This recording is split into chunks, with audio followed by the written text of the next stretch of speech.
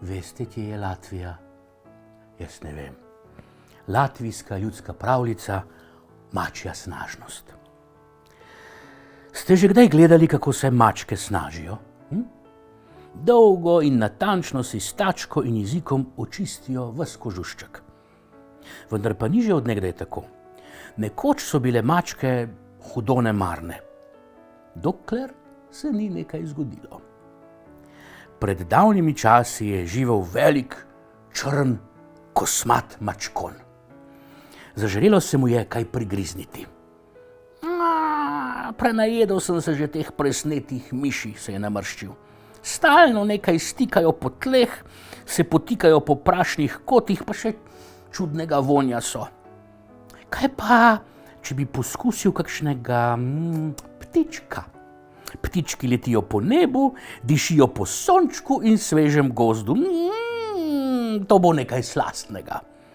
In se je odpravil na rob gozda, se skril za grmiček in prežal za ptički.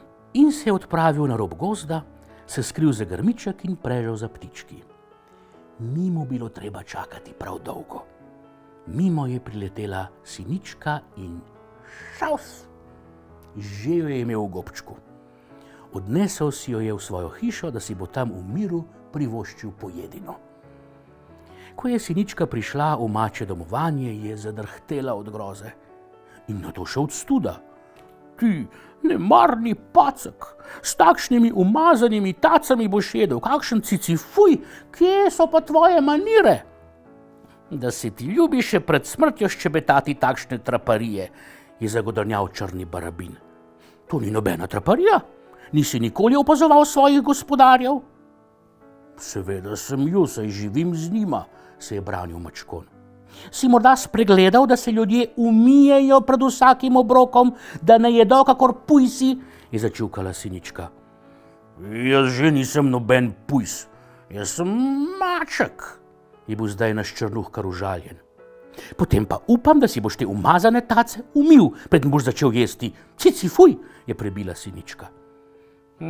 Pa naj ti bo, je naveličano zamjavkal mačkon. Odložil je siničko na tla in si s hrapavim jezičkom začel čediti s prednjo šapico.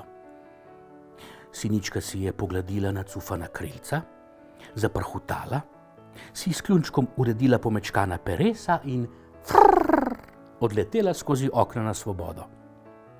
Maček je skočil po konci in stegnil tačko proti njej, toda bilo je že prepozno. Krempeljci so zašumeli po zraku.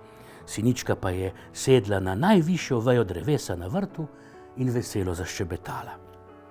Presneta barabinka, prinesla si me naokrog, se bova že še srečala, le počakaj.